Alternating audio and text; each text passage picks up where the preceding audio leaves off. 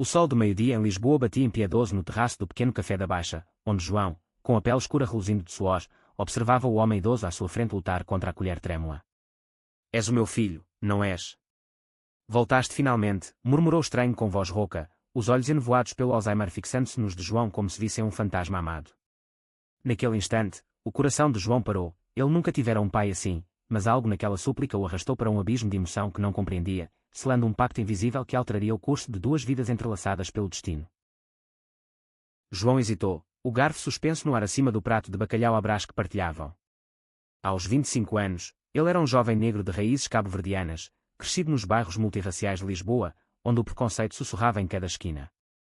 Trabalhar como voluntário num centro de apoio a idosos era o seu escape, um lugar onde podia ser apenas João, sem os olhares enviesados pela sua orientação sexual, que mantinha em segredo para sobreviver num mundo ainda rígido com as diferenças. O idoso, Manuel, de 78 anos, fora deixado ali pela família distante, um antigo professor de literatura que o mal de Alzheimer devorava aos poucos. Sim, pai, respondeu João por impulso, a voz baixa, sentindo um aperto no peito que misturava pena e uma curiosidade perigosa. Eles comeram em silêncio, o tilintar dos talheres pontuando as pausas, enquanto Manuel contava fragmentos de histórias desconexas sobre um amor proibido nos anos 70, um homem chamado Rui que o salvara da solidão numa manifestação contra a ditadura. A tarde esticou-se como um fio frágil. Manuel agarrou a mão de João, a pele enrugada contrastando com a juventude firme do rapaz. Rui tinha os teus olhos, escuros como a noite de Luanda. Ele lutou por nós, contra os olhares que nos chamavam de aberrações. João engoliu em seco, aquelas palavras ecoavam às suas próprias feridas. Há meses, ele terminara um namoro com Miguel, um branco de classe média que o acusara de ser demasiado exótico, numa discussão acesa sobre identidade. O rompimento deixara cicatrizes, fazendo duvidar se o amor para alguém como ele, negro, gay, pobre, era mais do que ilusão. Conta-me mais, pediu João, inclinando-se para a frente, o aroma de azeite e alho misturando-se ao cheiro salgado do rio Tejo ao fundo. Manuel sorriu, um raro vislumbre de clareza, e falou de beijos roubados em vielas escondidas, de cartas queimadas para evitar escândalos, de uma amizade que se tornara paixão num Portugal que acordava para a democracia mas ainda dormia para o amor livre. Quando o sol começou a descer, tingindo o céu de laranja, João ajudou Manuel a voltar ao centro. O idoso apertou o seu braço com força inesperada. Amanhã, volta. Tens de conhecer a herança que te deixei. João riu, pensando ser delírio, e acenou a Deus, o coração leve pela primeira vez em semanas. Caminhou pelas ruas íngremes da Alfama, ufadicando de janelas abertas, sentindo uma faísca de algo novo, talvez redenção, talvez apenas compaixão. Em casa, um quarto apertado no bairro alto partilhado com amigos imigrantes, ele deitou-se a ruminar as palavras de Manuel. Sonhou com Rui, um homem forte de ombros largos, rindo sob as luzes de um Portugal imaginado, livre de correntes. No dia seguinte, o caos irrompeu como uma onda do Atlântico. João acordou com o toque insistente do telemóvel, era o centro, a voz da coordenadora trêmula. Manuel faleceu esta noite, em paz. Mas há algo para si. Confuso, ele correu pelas ruas, o ar fresco de dezembro mordendo a pele. Ao chegar, um carro preto reluzente, um Mercedes de luxo com placa personalizada para o filho de Rui, esperava na entrada. O advogado de Manuel, um homem de fato cinzento chamado António, estendeu-lhe as chaves. Ele insistiu nos últimos momentos de lucidez. Dizia que você era a reencarnação do seu grande amor, e deixou tudo, o carro, a casa em Sintra, uma fortuna modesta de investimentos. Mas há uma condição, deve honrar a memória de Rui, expondo as cartas que ele escondeu. O mundo girou. João, com as mãos a tremer, sentou-se no banco de couro, o motor ronronando suave como um segredo. Lágrimas quentes escorreram pelo seu rosto enquanto dirigia para Sintra, as montanhas verdes desfilando como num sonho. A casa era um refúgio de memórias, paredes forradas de livros, fotos amareladas de um jovem Manuel abraçado a Rui, um angolano negro como ele, os dois radiantes numa praia do Estoril. As cartas, escondidas num cofre, revelavam uma história de amor épica. Rui, exilado da guerra colonial, encontrara em Manuel um porto seguro. Juntos, fundaram um círculo secreto de artistas GLBT nos anos 80, lutando contra a AIDS e a homofobia num país em transição. Mas uma traição familiar separara-os. O pai de Manuel, um militar, descobrira e forçara o silêncio eterno. Enquanto lia, João sentiu uma presença, a porta rangeu, e ali estava Diogo, o neto de Manuel, de 28 anos, alto e de olhos verdes penetrantes, o único da família que visitava o avô regularmente. Diogo era abertamente gay, um jornalista que cobria direitos LGBTQ+, no público, mas o seu rosto agora era uma máscara de fúria. Quem diabos és tu para roubar a herança do meu avô? Um voluntário qualquer, fingindo ser o filho perdido. A acusação cortou como navalha. João, ainda abalado, mostrou as cartas. Diogo leu em silêncio, o rosto suavizando sem choque. Rui. O meu avô nunca falou disto. Ele escondeu tudo para nos proteger, a mim, ao meu pai, que morreu sem saber. Os dois sentaram-se na varanda, o mar ao longe murmurando segredos, e pela primeira vez, partilharam dores. Diogo confessou o seu próprio rompimento recente com um parceiro que o traíra por medo de escândalo público. João abriu-se sobre o racismo que envenenava os seus relacionamentos, sobre Miguel que o descartara como excesso de bagagem africana. A tensão entre eles crepitava como eletricidade. Diogo, com a herança cultural de um Portugal cosmopolita, via em João um espelho das lutas do avô, um amor negro e proibido renascido. Mas o conflito explodiu quando a família chegou. A filha de Manuel, Teresa, uma conservadora de Setúbal, acusou João de manipulação, gritando sobre esse impostor estrangeiro que envenenou o meu pai nos seus últimos dias. A polícia foi chamada, jornais locais farejaram a história, transformando Sintra num circo de repórteres. Diogo defendeu João, revelando as cartas ao mundo num artigo corajoso, mas isso custou-lhe o emprego, ameaçado por editores cautelosos com temas sensíveis. Porquê tu? Porquê agora? Perguntou Diogo numa noite chuvosa, os dois abrigados na casa, copos de porto nas mãos. João tocou o seu braço, um gesto hesitante. Talvez o destino queira que honremos o que eles não puderam, um amor sem máscaras. Os dias seguintes foram um vendaval de emoções. João e Diogo mergulharam nas memórias de Manuel e Rui, organizando uma exposição privada das cartas num pequeno museu de Lisboa, convidando sobreviventes do círculo GLBT antigo. Cada revelação era um soco. Rui morrera de AIDS em 1992, sozinho, porque Manuel, pressionado pela família, não pudera estar ao seu lado no hospital. O Alzheimer devolveu-lhe o filho que perdeu, sussurrou Diogo, os olhos úmidos. Entre eles, crescia uma atração sutil, olhares prolongados durante as leituras, mãos que se roçavam ao folhear páginas frágeis. Mas o passado de Diogo assombrava. Ele carregava o peso de ser o gay da família, tolerado mas nunca aceite, e temia repetir os erros do avô, escondendo o coração por medo de rejeição. O clímax irrompeu numa manifestação pelo Dia Internacional contra a Homofobia, na Praça do Comércio. João, agora dono do carro simbólico, dirigiu com Diogo ao lado, o veículo tornando-se um ícone improvisado na marcha. Mas Teresa, furiosa, infiltrou-se na multidão com um grupo de conservadores, gritando acusações de fraude e perversão africana. Uma briga eclodiu, punhos voaram, e João foi arrastado para o chão, o sangue misturando-se à poeira. Diogo lutou para o proteger, gritando: "Ele é a família que perdemos", enquanto a polícia dispersava o caos. No hospital, com pontos no supercílio, João acordou para encontrar Diogo ao lado da cama, o rosto marcado por um hematoma. "Eu amo-te", confessou Diogo, a voz quebrada. "Não como o avô amou Rui, mas como nós podemos amar agora, livres." João, com o coração em chamas, puxou para um abraço, selando o que o destino dissera. Mas o twist veio como um raio, entre as cartas, uma revelação final: Rui era o pai biológico de João. Manuel descobrira isso nos anos 90, através de uma carta de Rui no leito de morte, mas o Alzheimer apagou o segredo até ao almoço fatal. "És o neto que ele sonhou", disse o advogado, entregando o documento de DNA. A família, confrontada com a verdade, desmoronou. Teresa, aos soluços, pediu perdão, reconhecendo os próprios preconceitos enraizados na educação repressora.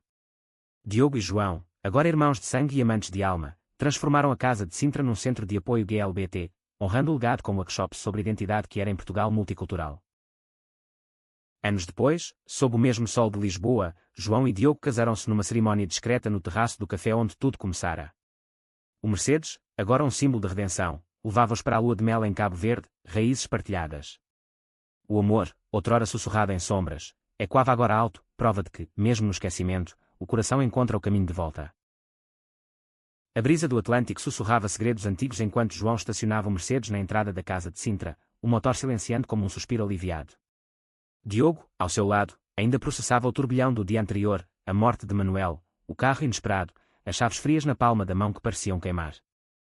"Isto é loucura", murmurou Diogo, descendo do veículo com as pernas instáveis.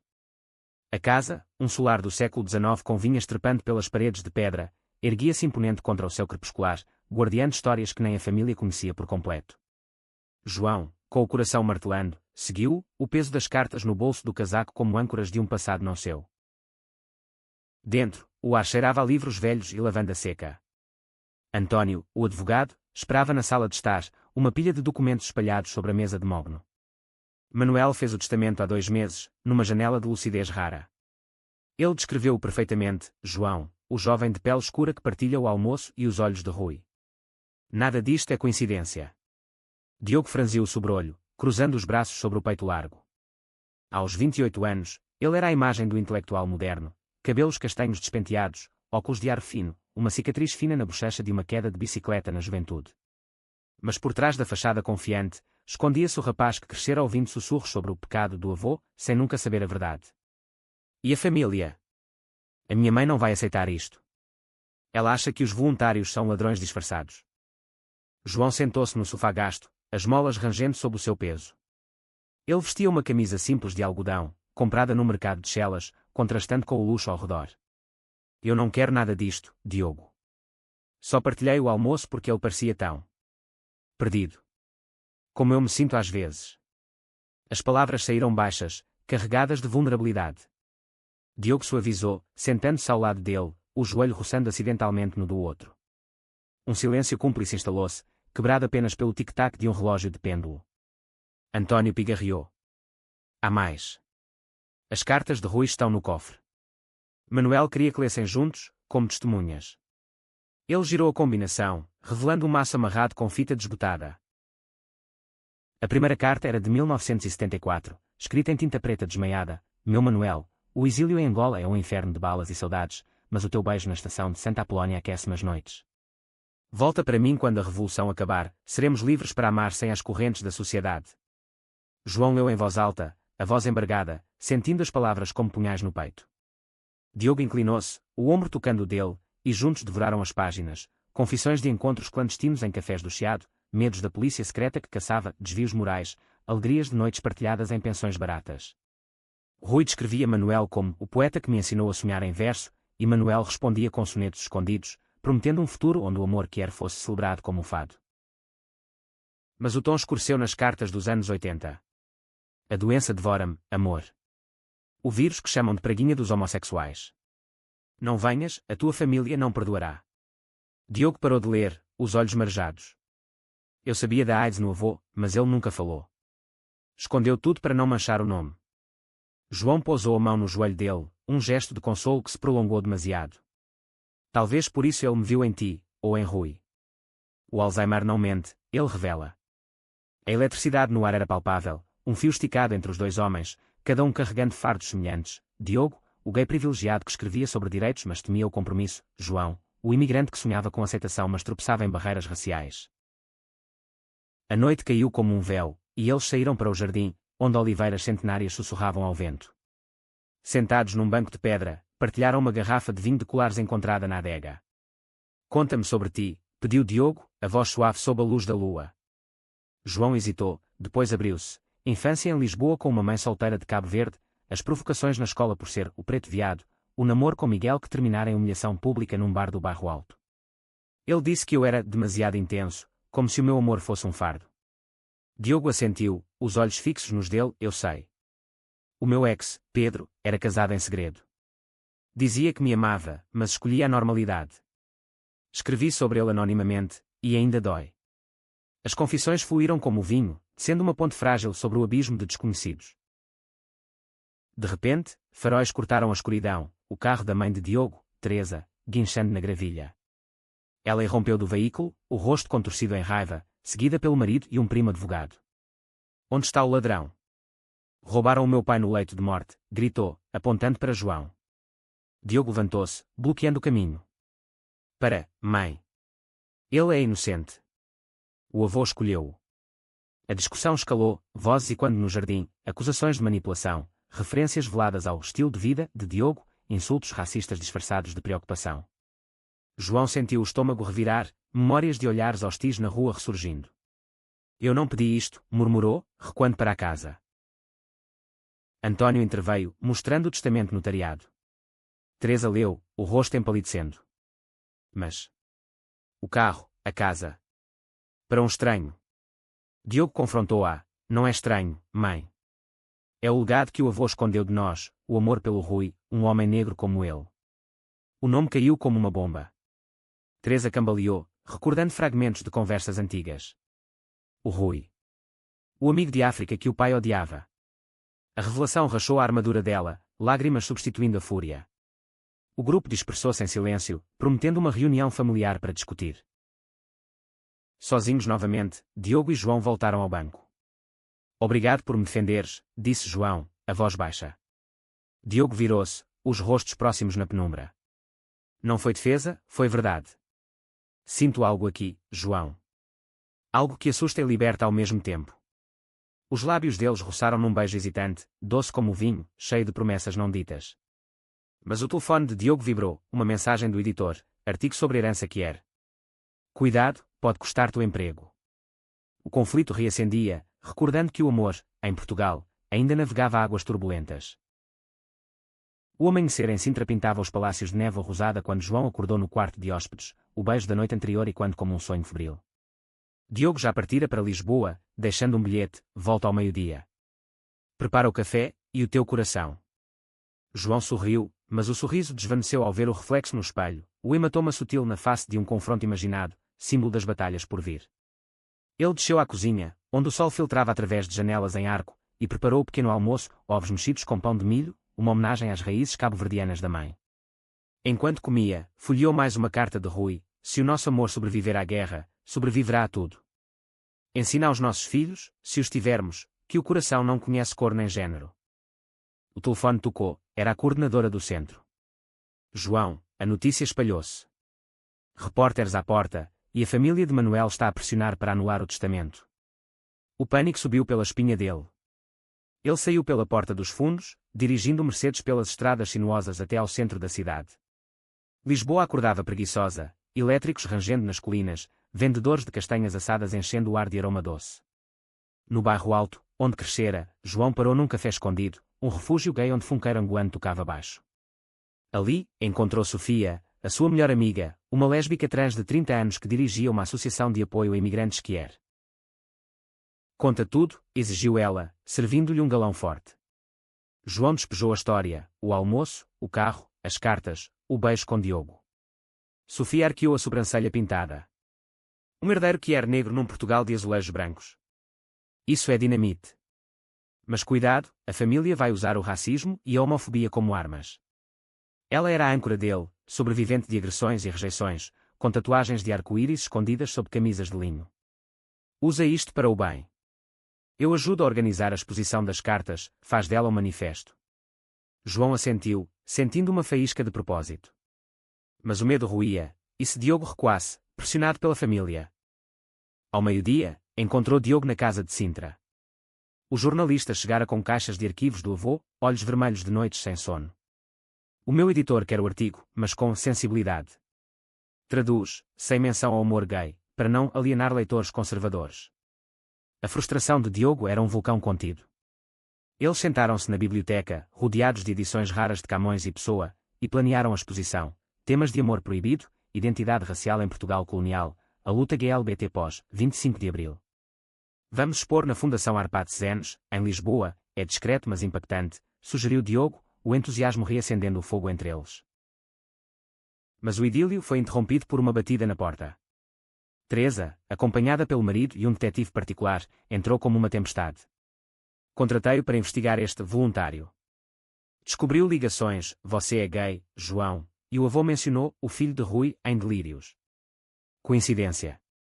O detetive, um homem corpulento de bigode grisalho, mostrou fotos granuladas de João em manifestações PRID, beijando Miguel anos antes. Manipulação emocional num idoso vulnerável. João sentiu o sangue gelar, o preconceito nu como uma lâmina. Diogo explodiu: isto é sério. O testamento é legal, e as cartas provam tudo. Teresa, com voz trêmula, confessou: eu cresci ouvindo o pai ser chamado de amigo de pretos e viados. Temia que ele revivesse isso através de ti. O confronto durou horas, vozes elevando-se até ecoarem pelos corredores. João defendeu-se com calma feroz: o seu pai encontrou em mim o filho que perdeu para o silêncio.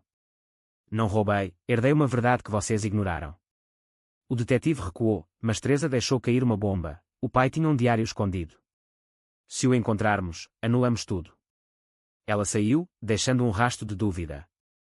Diogo abraçou João, o corpo quente contra o dele: não te deixes sozinho nisto.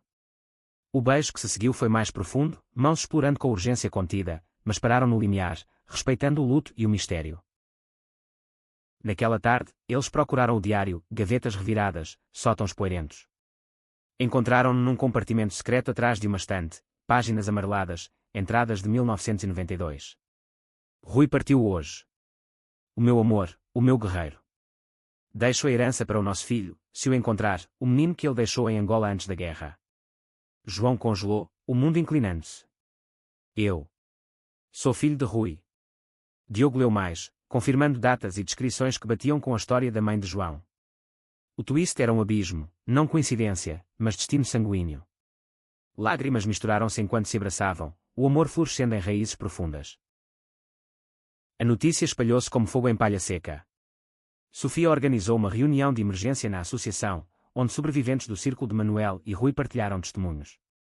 Eles foram pioneiros, disse um velho artista, lutando quando ser gay era crime. Mas a pressão familiar crescia, ameaças legais, boatos em jornais sensacionalistas sobre herdeiro misterioso rouba viúva. Diogo publicou o artigo mesmo assim, sem censuras, e perdeu o emprego, mas ganhou aliados na comunidade quer.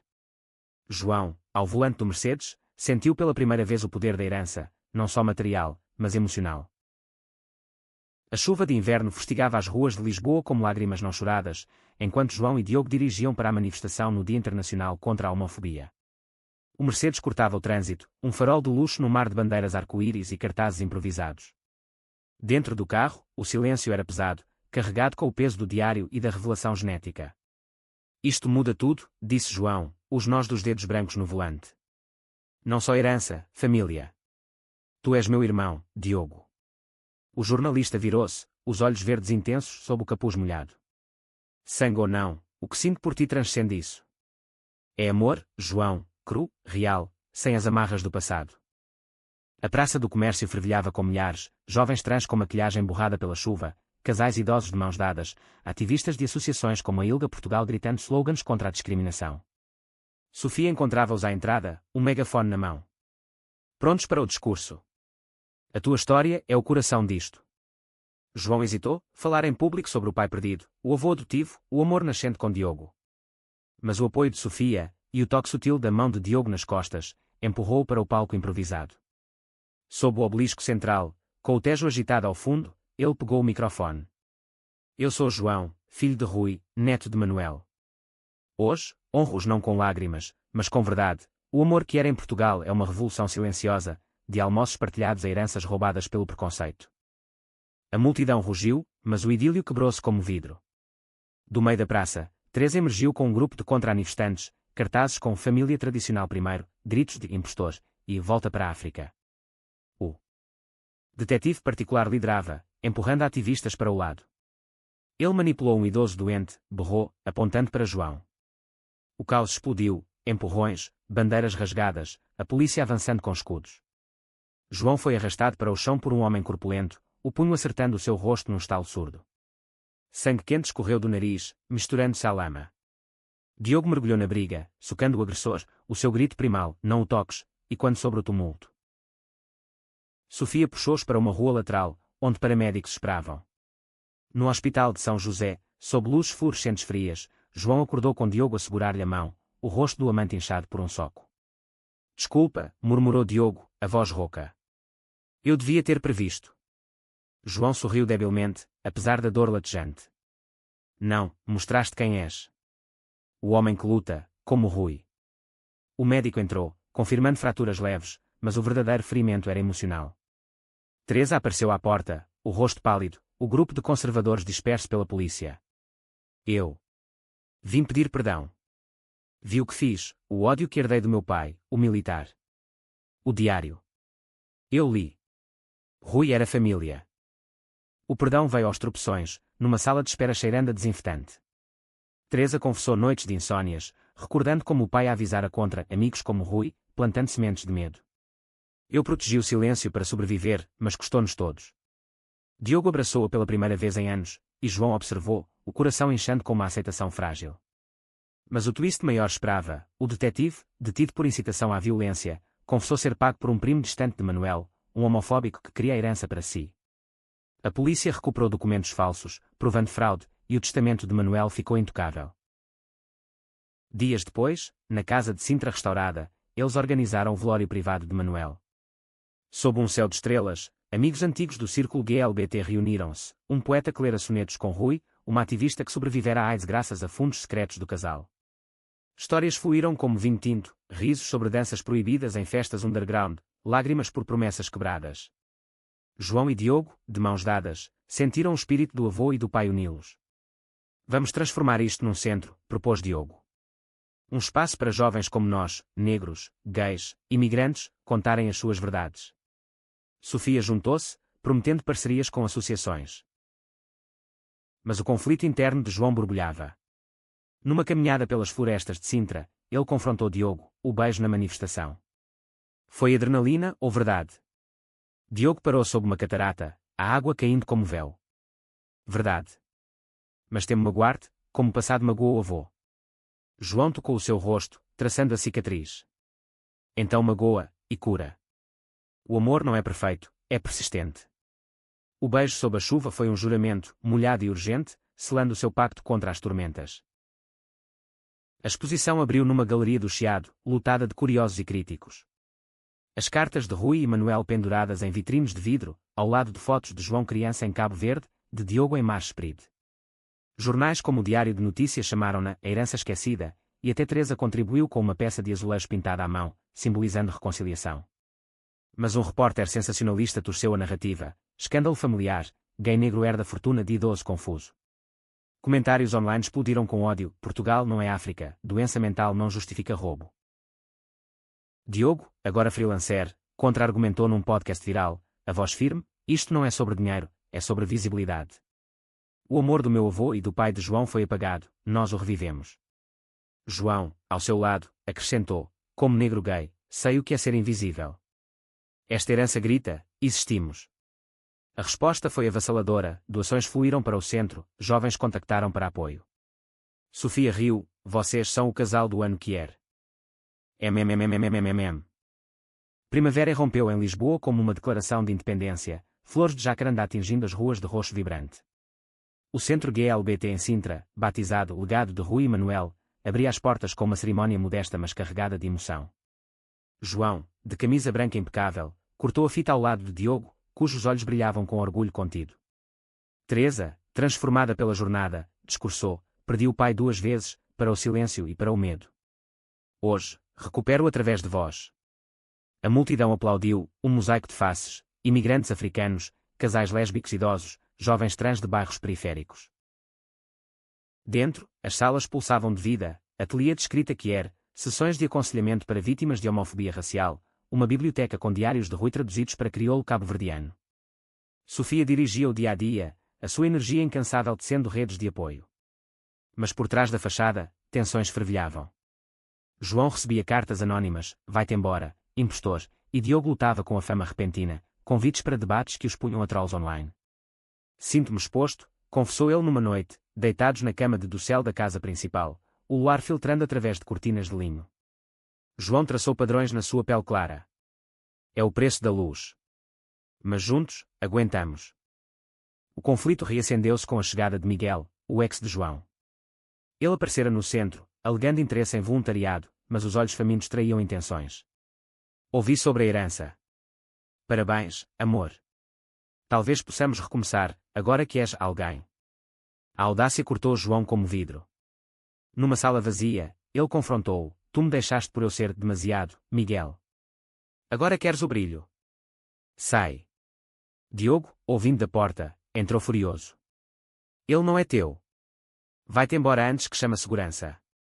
Miguel riu, sarcástico, 2 gays brancos e pretos, que clichê português. A briga verbal escalou, Miguel revelando um segredo, o teu avô, Diogo. Eu cobri uma história sobre ele nos anos 90, rumores de abuso emocional no Rui. Talvez o testamento seja inválido.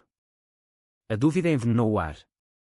Diogo, obcecado, mergulhou em arquivos antigos, encontrando recortes de jornais sensacionalistas da época, ecos da homofobia da AIDS. Era propaganda, amor.